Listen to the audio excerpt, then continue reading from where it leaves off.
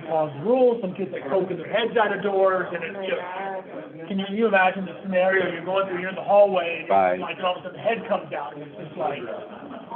Or, you know, janitor walks around the corner with, you know, the broom, and it's like holding it over his shoulder. You know, just there's so many things that can go so horribly wrong. Do they have any leads on Frank? Or, I mean, it's FBI, working on it, right? Yeah, FBI is involved, I know. Good. And, yeah, there's details that will come out about that, but right now they're trying to keep it Sandy going to speak in the staff report or communication? I think under just oral communication or under staff comment. Staff comment. Hi. How are you? Good. Halloween starting right now with all the candy? Actually, that's. This used to be an every meeting thing. We used to have candy here every meeting. Yeah, and you could tell how long the meeting was going to be by how much, you know, the quality of the candy and the quantity of the candy. How much caffeine they gave us, how much sugar they gave us. How much sugar. But this should be an easy one. I thought the rule was to never like say that. Yeah, don't say that. It's too late now. You do so. Okay. Yeah. I won't put it against you. Are you dressing up for Halloween? Is anyone dressing up for Halloween? Am I the only adult here that dresses up for Halloween? No, I have my 80. We're having a costume party. I have my 80 fitness instructor outfit. Oh, well, that's perfect for you. Is that any different than what you wear every day? Nope. Which is hysterical. It's just I add a sweatband. Oh, right? okay. Some leg warmers. Some like goofy glasses, leg warmers. What are you going to be, Chloe? So I think at work I'm going to be an aristocrat. So I'm going to be a cat. How cute. Wear like a crown and jewelry. I love it. Marie, clearly. My boyfriend and I are going to be Clark Kent and Lois Lane. Oh my God. I convinced him this morning. I love it. I'm very love it. excited. Yeah, totally. Is there candy? Oh, has the trade already happened for the candy? The candy No, pack. not yet. Not the trade. I didn't realize how much it was missed. It was. I didn't even realize it until I got here. I was like, oh, I forgot how great this was. You cut your hair? Yeah, your hair looks good. You curled it. I don't want to go get a haircut yet. I like this curly, gnarly. That's what it is. So I just got a curl. I went to book with my girl. It's not available till the end of next month. So what am I gonna do? That's because I go to Great Clips. So Yeah. I heard product and I put it for today. How are you, Sam? Are we live? Yep. I'm doing very well. Good.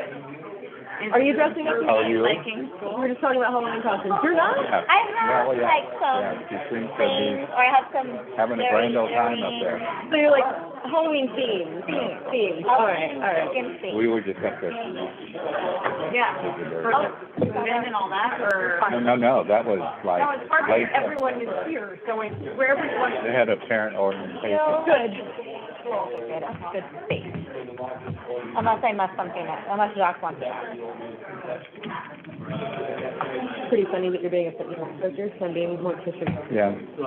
Some people told me the same thing. I It's gonna look like you know it. didn't read the names when I sat here, so do you want to be on this side? Yeah. Well, you can say Adam. Chloe, are you I'm not working for you. ready? Just Adam. Gomez. It's gonna be Gomez Adam. Yeah, you can't have it. Give it to me. Yeah. The parents from the Adams family. They were like, super like it's Wednesday, but I'm like, okay, I gotta graduate. Yeah. Well, good evening, everyone. By the clock behind me, it's a few minutes after 7 p.m. I'm going to call this meeting to order of the Capitola City Council. And we'll begin with roll call, please. Councilmember Brown. Present? Councilmember Brooks. Here. Councilmember Buchanan. Here. Vice Mayor Heiser. Here. And Mayor Story. Here. Will everybody stand and join me in the Pledge of Allegiance?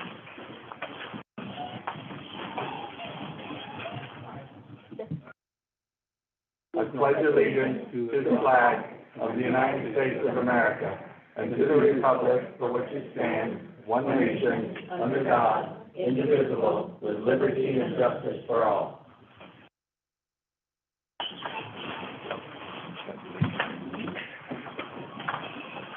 Thank you, everyone. Now I'll ask staff if there are any additions or deletions to tonight's agenda. Staff has one change to tonight's agenda. Staff recommends continuing item 8A, as the applicant is not to hear that item this evening. Okay, can we have a motion to continue item 8A? So moved. The motion and the second, and roll call vote, please. Councilmember Brown. Aye. Councilmember Brooks. Aye. Councilmember Bertrand. Approve. Vice Mayor Kaiser. Aye. Mayor Story. Aye.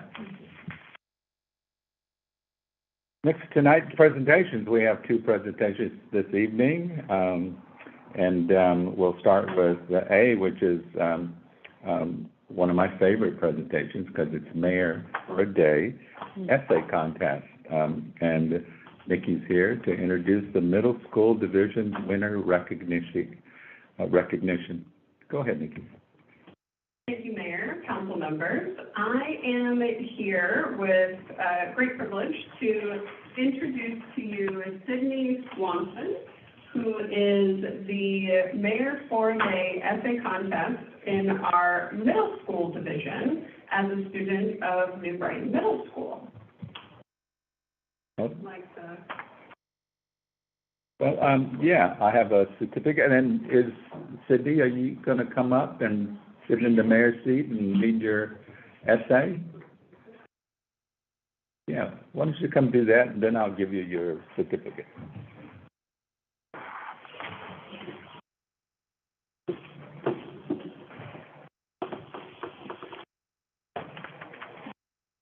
we go.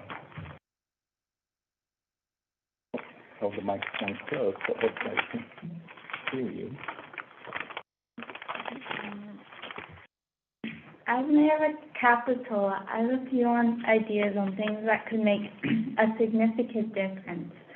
Although I don't think it'd be possible to do all this in 24 hours, I'd work on more sanitary bathrooms, cleaner beaches, and increasing parking in the village. I think these issues need to be fixed because they affect how we enjoy Capitola. First of all, dirty bathrooms are a big issue. Bathroom cleanliness is significant because the bathrooms affect how we see our community and how it feels. People come in wet and sandy, which leaves the bathroom nasty. As mayor, I will try my best to fix this issue by regularly cleaning and encouraging people to rinse off their feet or body before entering and be more conscious about the germs, sand, water, and dirt they bring in. Next, I will address the issue of dirty beaches. According to the Santa Cruz Sentinel, of 10 beaches that made the list statewide, Capitola came in at third on the list for dirtiest water. To try and fix this problem of dirty water and trash in our beaches, I will get volunteers and school students in our district to help clean waste off our shores. I'll also encourage community members and tourists to pick up their trash daily to help us get off that dirtiest water list. Lastly, I will add more parking around the village. I've noticed it's becoming challenging to get parking. Many tourists leave or need to park far away. This could affect small businesses that rely on tourists to stay open. To fix this, we could make a multi-level parking lot. This will make parking easy to find, but how will we pay for it? We will try to get donations from local businesses, community members, and tourists. We'll also have an event like an auction to raise money for this parking lot. If we still don't have enough money, there could be a small tax for middle-class citizens and a more significant tax for wealthy citizens. Overall, I have many ambitious goals that may not be possible to complete in a day, but with more time, I believe I could achieve these goals and make a difference. Yes, you can. Yes.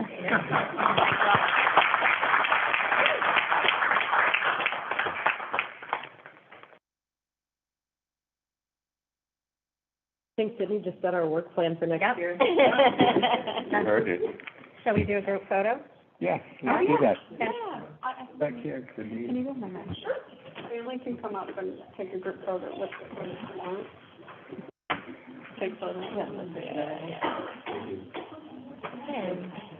I know, that was an atmosphere. I know, that was good. Got it. I'll check out one. Oh, wait, Yeah. Is it okay? Oh, yeah, good. That's great. 1, 2, 3. We'll do one this way with the. Okay. Great. Thank you. Thanks. Good job. Good job, congratulations. And here's your certificate of commendation, and proudly presented to Sydney Swanson, City of Capitola Mayor for the day. So there you are. Okay, thank you. You're very welcome. Thank you. Good job. Good.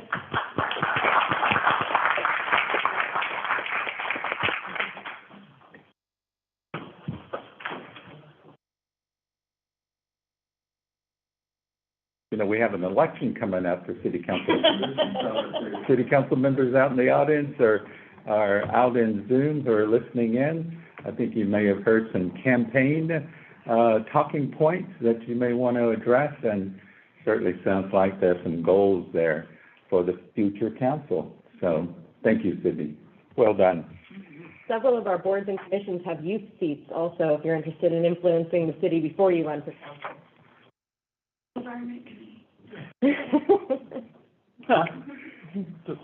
And, well, next, I'm going to move us on to the next presentation, which is the introduction of the new Customer Service Office Coordinator, Liliana Carrizosa. Did I say that correctly? Well, who's going to do the introduction? Chloe? Yeah, please. Thank you so much, Mayor Story and Council. We are all thrilled to introduce you to Liliana Carrizosa. She's our new Customer Service Office Coordinator. That is a position formerly known as our receptionist, she's our front desk person, better known as the face of the city. And we love her, so I'm so excited that she's here and able to meet you. She brings excellent customer service experience to the city. Started working as a paralegal for about 3 years, then moved to working for Santa Clara County Behavioral Health as a lead mental health peer support worker. So she's seen it all. She can meet everything that comes her way. And we are just already so impressed with her wonderful personality, her customer service, her willingness to help, her can-do attitude. She came today at 6 to help me set up for her introduction. So that just is a tidbit about who she is and what she brings to the city. So, Liliana, come on up. Hello. Thank you all. It's an honor to meet you, Mayor, Vice Mayor, and council members. I'm truly excited and blessed to work in a community where I live. And so serving the same people, community members, has always been a dream for me because I've commuted over the hills to Santa Clara County.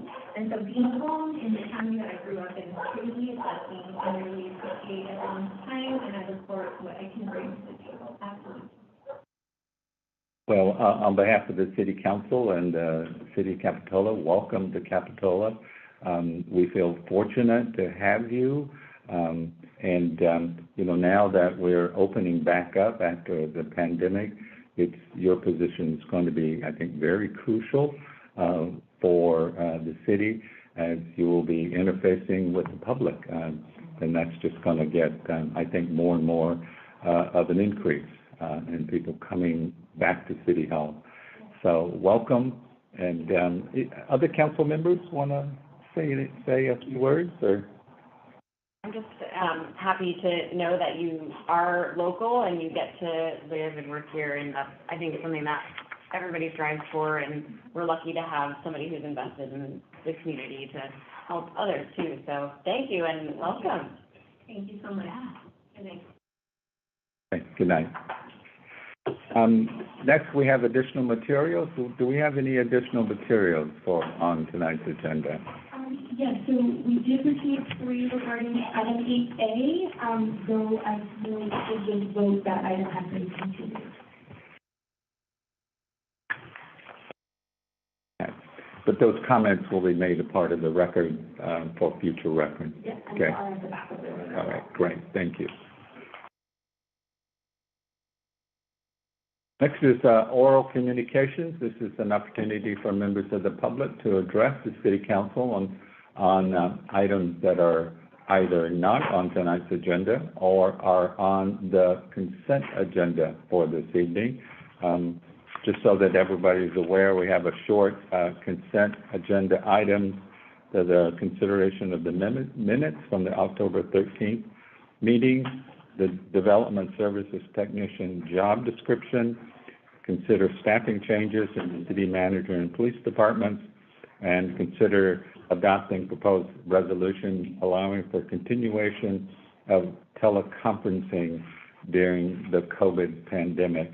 Those are the consent items. Does anyone who wish to address the council during public comment? Seeing none, Chief, did you want to take this opportunity? No, not yet? Okay. Then I'll go out to our Zoom audience and see if there's anyone there that would like to address the council. I don't see anyone. No one. Okay. All right, next we'll move to staff and city council comments, and we'll start with staff comments. We have a couple of them for you this evening. The first is that, unfortunately, the tech prevalence has bitten again, and it doesn't look like our timer's working this evening. So everyone's going to need to make sure they're paying attention to the 3-minute timer for future speakers. In addition, we have actually also gotten another piece of equipment that Chloe and I are very hopeful is going to help make these hybrid meetings less stressful for the two of us. So we hope to have that new piece of equipment installed and ready by the January meeting. That's our goal. So I know that it's all behind the scenes stuff, but I think that it's going to be a positive change. And we'll let the operator back there operate the camera that's going on Zoom, which would then let that camera pan over to me, for example, when I'm talking now, or to the speaker at the podium. Oh. And then lastly, I think the chief has an update for the public safety incident that occurred in Kennedy County. Mayor and council. I just wanted to provide a quick update, or just let you know about the alarming call that we had this morning of a credible, what we thought was a credible threat of an active shooter at Santa Cruz High. It initiated a countywide response that all of our agency responded along with the other agencies. It took a while to determine that it was actually a hoax, but understanding that it really put a lot of shock and fear into the community. Like I said, it was a really good collective effort on the part of law enforcement. I will say I'm so proud of our staff. Immediately responded. We had officers coming in off duty to come and backfill what assignments that they needed to do. It took several hours before it was able to kind of untangle itself and figure out that it was a hoax. But like I said, it was a very, very alarming call that no one wants to hear, definitely from our community. It put all the schools into lockdown, so it was really traumatizing for all the students and can have a pretty lasting impact. And so I just wanted to let everyone know about that. It seems to be kind of a common theme that's going around, these spoof calls and these hoax calls, but they come in and they seem very, very credible. And we have a lot of mechanisms that kind of triage those calls, and so it's really unfortunate that had to happen, and it's really unfortunate it had to happen in our community. So I just want to update you on all that and really just kind of let you know how proud I am of our staff and our response. So. And I will say, too, that there's going to be some lessons learned here as well, because we practice with the training, but when it actually happens, we have everyone kind of coming in and getting those assignments. So I'm sure there's going to be, debriefing with it, and then we'll have a lot of lessons learned from it, and then we can learn from that as well.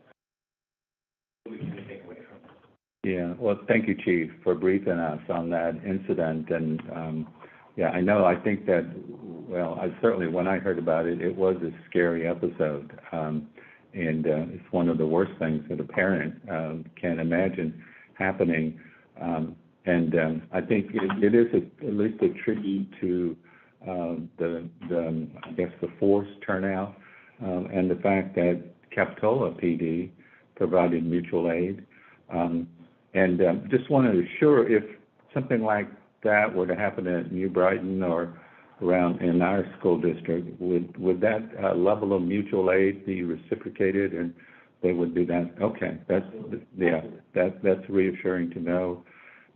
Well, thank you for that update, and we're very glad to hear that it really, was a hoax. That's tremendous in and of itself, but it's good to know that there was nobody that was actually hurt or injured in that process. So thank you. Does council members have any comments? Seeing none. Are there other staff comments? Then I'll go to city council comments. I just wanted to say briefly that if anyone hasn't had a chance to check out the new lights on the palm trees in the village, they're up and they're beautiful, so take a moment to check them out.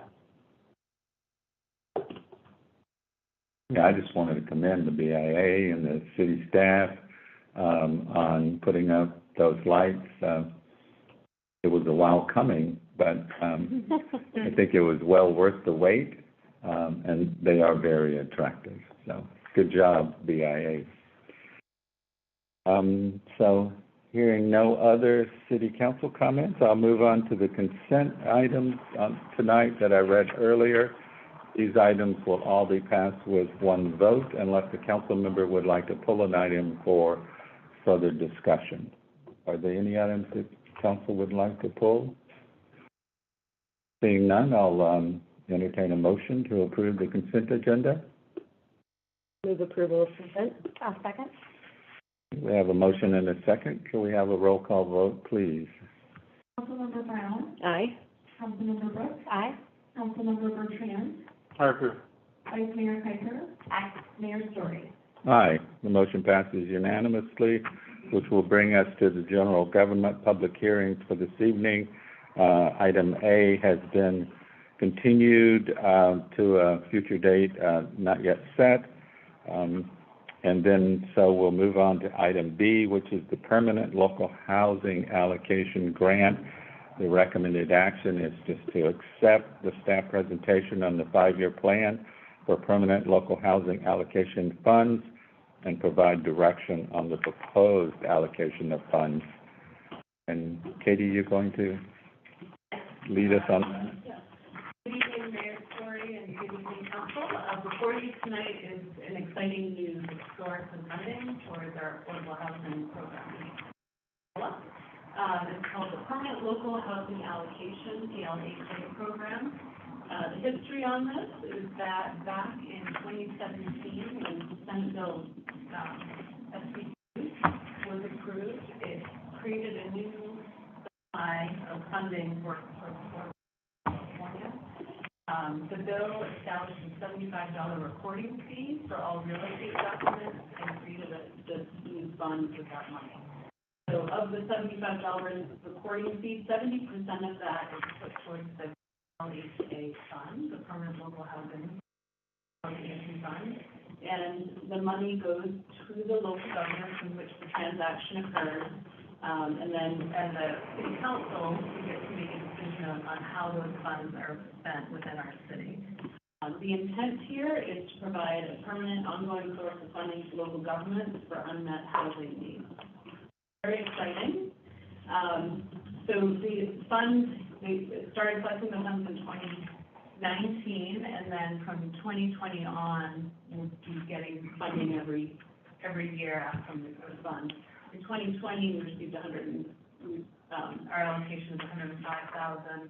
I won't go through all of the numbers here, but for the 5 years through 2024, it's estimated that we'll get $630,000 total.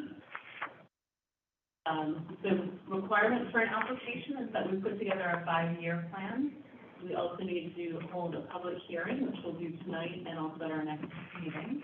And we need to adopt a resolution that will be sent into the state, giving Jamie authorization to apply for this funding. So what qualifies for your permanent local housing allocation? On the slide, I list 10 items.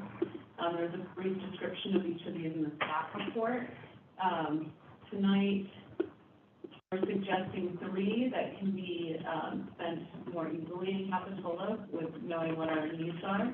So the money that I'm suggesting, the majority of it is towards rental housing projects so that we can partner with a local nonprofits that want to do a development project in our city limits. Also, matching funds to the local housing trust fund. I'll talk a little bit about that on a later slide. The further I've looked into this item, there's not much money, not much guidance on what the qualifications are there, so I'm going to modify my recommendation that was in the staff report. And last, assisting persons at risk of homelessness. We already do this. We contribute to the county, and that's the other area that I think we should utilize this money. So first, the rental housing project. The description from the state is that we can utilize for pre-development, development, acquisition, rehabilitation, preservation, and multifamily residential residential live-work rental housing that is affordable to extremely low, very low, low, or moderate income households, including necessary operating subsidies. So projects that we could utilize would be similar to those on Claire's Ave or the Bay Avenue Senior Apartments, where there's a third party managing these affordable housing projects. The city's not, we're not overseeing. We make sure that they're reporting annually to the state, but it's not very intense for our staff. But we could partner, give them funding, help with the production of the house. And that always suggests that the majority of the money be spent there so that we have even partners, local nonprofits. The second item that they listed is matching funds for your local housing trust fund. Our local housing trust fund currently has $160,000 in it, so we could ask for matching funds for this. There's very little guidance on what strings are attached if we were to get our local, if we did a match. I am working with Paul Ashby, who gives us a lot of, he's got a really good working relationship with the state HPD office. And he sat in a few meetings and asked questions about what strings are attached if we were to go to do this match. And at this point, there's not any documentation of exactly what is required. So at this point, I think we should hold off on that until we can do more research. And if we decide in the later years that we want to do an amendment, we could always amend our 5-year plan. Last is assisting persons at risk of homelessness. Right now, we contribute $31,000 to the Housing for Health Partnership, which used to be called the HAP with the county, and this program supports year-round emergency shelter operations for the Salvation Army in Watsonville and also Housing Matters in the city of Santa Cruz. I think that's a good use of these funds if we're already utilizing funds like that. So here's my original recommendation that was in your staff report. This evening, I'm suggesting that we not contribute towards the housing fund and we put that money also towards affordable housing rental projects. So on this slide, this is my final recommendation for the permanent local housing allocation. With that, this is the 5-year plan that I would suggest that we could keep the state with our application. So the first 3 years, all of the funds would go towards affordable rental projects, and then in year 2024, we would fund the homeless partnership with these funds up to $35,000, so bumping our funding to the county from $31,000 to $35,000. And then utilize the rest of the funding for affordable rental housing projects. And these are estimates for years 2023 and 2024. If we were actually to, if the number ended up being larger, we would get that larger sum. I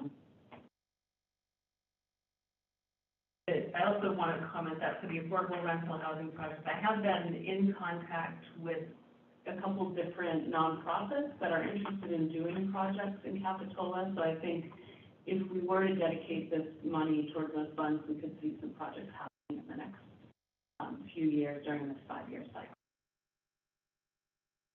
That concludes my presentation. I'm happy to take any questions. Yes, Councilmember Brooks. Thanks, Katie.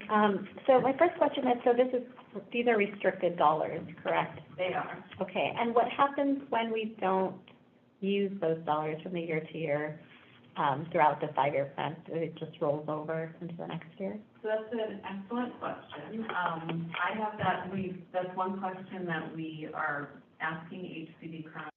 What is the time frame for spending, and does it roll over? Paul Ashby, we commented on this afternoon and said that he thinks it's all going to be tied to the 5 years, and so it will continue to roll over. But we are trying to get answers on it. And so, do you know how much we give to, not HAP anymore, the $31,000 a year. But we already fund them. Do we know how much we already fund them? It is 31,000 was the last funding, and that's why I did not suggest funding 2020, 2021, or 2022 for those years. Okay, and that comes out of our general fund? The most recent money came out of our redevelopment agency funds. We have some housing funds in there due to the loan being paid off last year. So, I guess I'll get to the comments later about why I'm asking that question, but I'm just trying to make the connect of why we would want to fund in 23, 24, if we're already funding and we know the cost of building, you know, if we want to use some of those funds here in the city of Coppell, it's so expensive. So what made you want to continue or want to begin to fund them again in 23 and 24? Sure. I think the redevelopment agency fund is they're more flexible than probably the funding from the state. So that was my initial thoughts on that, of why we would stop taking money out of our redevelopment agency dollars and utilize this funding, because we know you can use this for shelters. So I see. And the redevelopment funding can be used for projects. So it's sort of the same thing. It is. Okay. Yep. That's okay. Yeah. There's one other detail is that under redevelopment law, you're supposed to spend out your balances, and there are actual timelines to do so in the health and safety code. As you know, redevelopment agencies have been dissolved, and so it's not clear necessarily who would be enforcing those timelines. So I do think that we need to get those funds out the door.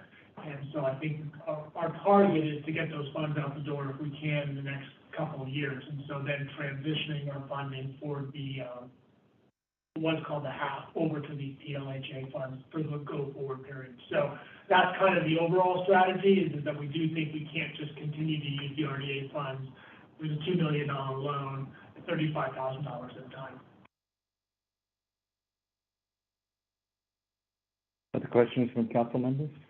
I think I just need a clarification. So the, I think it was like activity 6, which is the, thank you for the homeless. So that is that directly into Capitola, or is that part of a countywide thing? It's a countywide. Gotcha. Okay.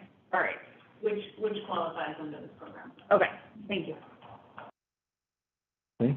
Any other questions? I had a question. And I'll preface it with a little recognition that over the past decades, Capitola has participated with our mobile home park residents in assisting them to buy out their parks.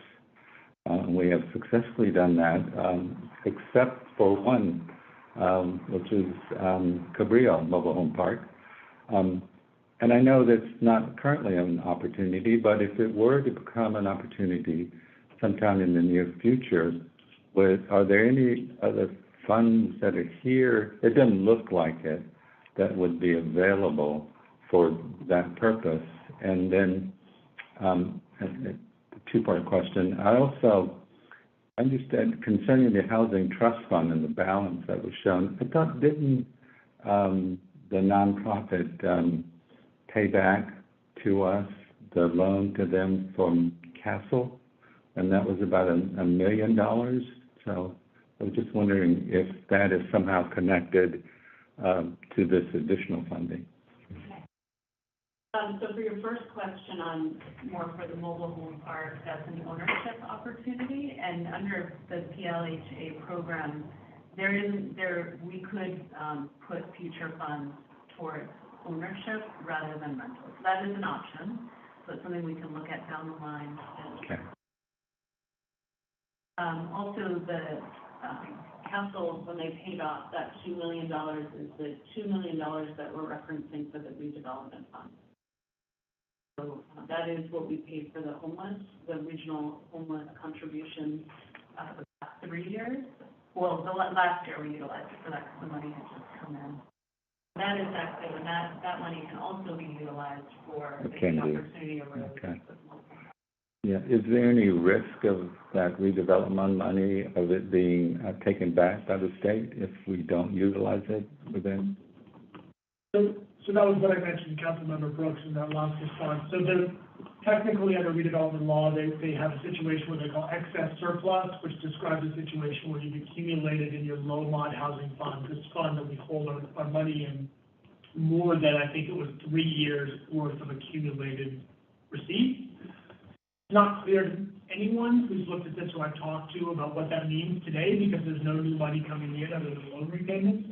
So there used to be a situation where you could end up in excess surplus where you had too big a balance, and ostensibly you have to transfer it away to somebody else. So I do think we should prioritize getting those funds out first. I don't know for sure whether anybody's actually looking very closely at it first in line. I would also note, to go back to your question about potentially using some of the PLHA funds to assist with a for-sale project for mobile home park acquisition, I do believe that we could amend this plan during the 5-year period if an opportunity became available. All right. Thank you for that response. And so with that, I'll see now if there's any members of the public that would like to address the council on this item. Seeing none, I'll see, is there anyone in the Zoom world that would like to? No. None? Okay. Okay. Well, then I will bring this item back to the council for further discussion and possible action. And actually, the recommended action is just to provide direction on the proposed allocation of funds. You don't need a motion to approve the particular plan?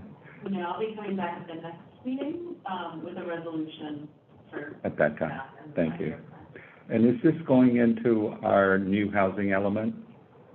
It will be mentioned in our new housing element, as Okay. part of our program. All right. So with that, are there any other council comments on the item? All right, seeing none, I think I would just like to close and encourage future council members to, I think, keep it on our radar and our ability to, really assist the residents of Castle Mobile Home Park, be able to buy out, their homes, and then that will be all the mobile homes in Capitola will now be resident owned. So thank you for that. We look forward to receiving the resolution at the next meeting. With that, that will bring us to item 8B, like that, 8C, which is donations report full year 2021-22. The recommended action is to receive the annual donations and contributions report. Yes. Jim, are you?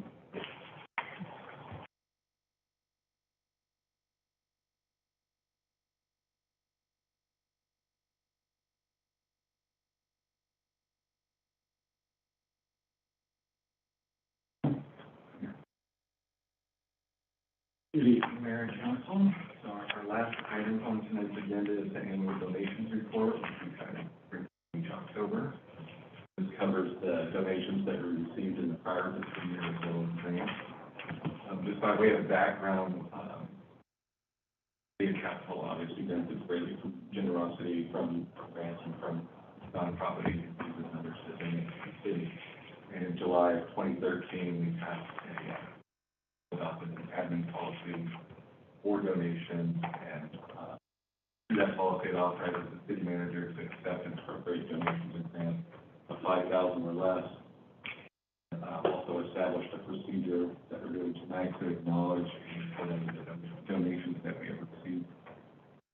And so first, donations, total donations, we received about $2.4 million. Donations and grant funding.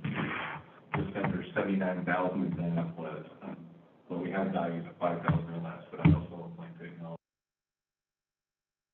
this process. Pine Elementary School District, which donated $16,000 towards scholarships for the after-school program. Also slightly over 5,000 and $5,250 from the Public Safety Foundation for the camp program, Camp Capitola and Recreation. 9266 museum donations. Those are donations that come in on a weekly basis, anywhere from, could be $10 all the way to $500. And that was actually a pretty good year. That's a couple thousand higher than we've been doing, so that's good. Couple of free donations for Plein Air that came in, and then we had a really good year for donations for Twilight concerts, 46,000. I wanted to just kind of daylight a few of them, because some folks paid twice last year. Usually we see donations from 1,000 on up to usually 2,000, but we had a number of folks that donated over $2,000, and I just kind of wanted to acknowledge those folks, and that was hopefully on the screen. They're also in the agenda packet. Easier as far as donations for the Twilight concert series, we got that.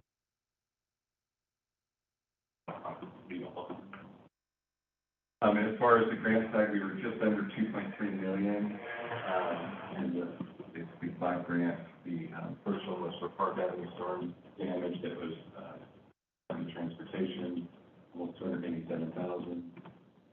Just under $46,000 for the street bollards in the village, for the special events, security. We got our second installment of the American Rescue Plan funding, so $1.2 million. And that's classified as COVID revenue replacement. The majority of those dollars in programs towards the work project. We've drawn down this next one, the 525, almost $526,000.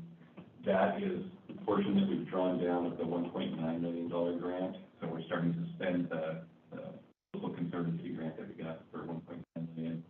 It was over $500,000 last year. And the final one was just under $36,000 for coronavirus relief through CDG. A lot of that, I want to say $150,000 of that was small business loans to local businesses to help them get through the pandemic. And then the remainder went out to nonprofits. I want to say Community Bridges, Gray Bears, and Second supplement for the community grant program to keep those programs going.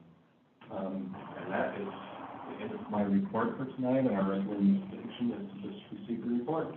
And I'm happy to answer any questions. All right, thank you. Other questions from council members? Does the city send out acknowledgements or thank yous to the individuals and businesses that donate? I know the Twilight concerts, we acknowledge them, at the actual concerts, but is there something that goes out officially from the city? For the museum, yes. Frank was really good, and Deborah has continued that. Every time that we get a donation, regardless of size, we let Deborah know, and she sends out a thank you letter. I have a small handful of folks that will, that are bigger donors that would like to take it off of their taxes, so I do send out some letters for that as well throughout the year. I don't know about Plein Air. I think Kelly does. I think through the banners, there's advertising for the Twilight concerts, and I think she's. Yeah. Okay, I just think it would be nice, as the city, because it's a significant amount of money, and trying to provide some, that acknowledgement, which would be, and it's kind of nurturing the donors to be able to give year after year. So with that, yes. One question for me. So the money that comes into the fireworks display, usually donations. Just don't know how that works. Maybe you could explain that. Oh, there's money that comes into the fireworks display. I think the Monkey Foundation just.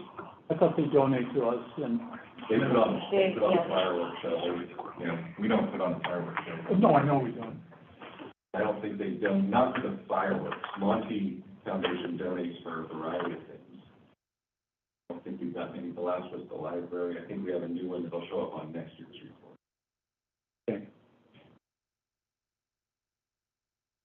The Monty Foundation uses the fireworks as a fundraising Right. mechanism, and then Monty Foundation then has turned around and made donations to the city for all sorts of wonderful things. We have the skate park at McGregor, resurfacing project at the tennis courts, as well as the children's wing in the library. So that's sort of the connection between the fireworks and ultimately donations to the cities, the money foundation. Any other questions? Any members of the public like to address the council on this item? Seeing none, do we have anyone on Zoom at all? Oh, okay. That answers that question. Then I'll bring it back, and I think our only task this evening is to receive the report, and it looks like it has been received. Thank you so much, and I just want to thank, here publicly, all the individuals and all the businesses that donate, their hard-earned money to the various causes here in Capitola, and the events that we put on, the Twilight concerts in particular, the plein air, Camp Capitola, and all our granting partners. We couldn't do this without them, and we should, whenever we can, show our gratitude to the donors. So thank you for that, and bringing that to us so that we can be aware of it.